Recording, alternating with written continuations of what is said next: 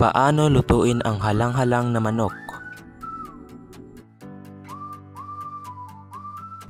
Una, kailangan natin ng bawang. Hihiwain natin ito.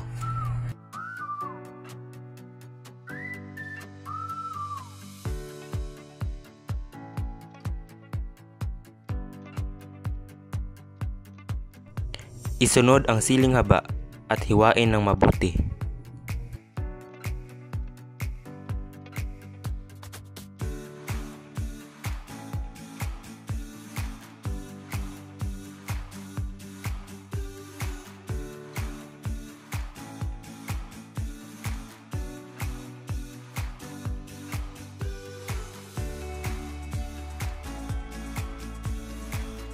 Sunod, luya. Hiwain din ito ng mabuti at dahan-dahan.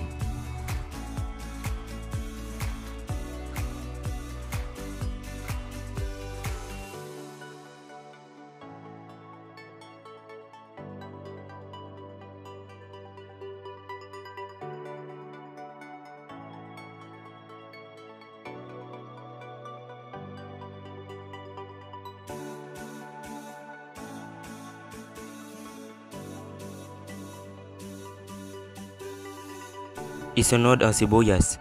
Hiwain ng dahan-dahan.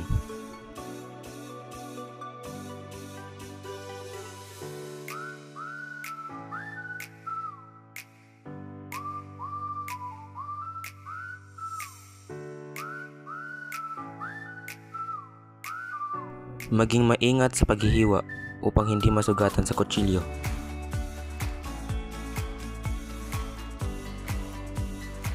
At ang sili na maanghang.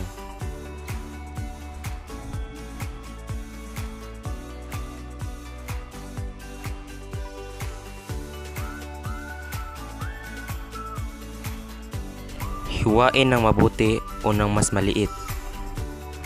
At ito na ang ating mga sangkap: luya, sili, sibuyas, bawang, siling haba at manok. Kailangan din natin ng magic sarap, patis, asin at tubig.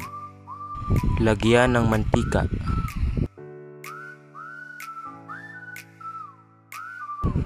Ilagay ang bawang. Ilagay din ang sibuyas. Ilagay ang luya. Sunod, siling haba. At ang siling maanghang. Halo-haloin upang hindi masunog. Ilagay na ang manok. At haluin ng mabuti. Lagyan ng magic sarap, asin, toyo, at tubig, yung sakto lang sa niluluto. Haluin ulit ng mabuti at takpan hanggang sa maluto. At kapag luto na, ilagay ito sa plato o kahit anong lagayan meron ka. Tapos na.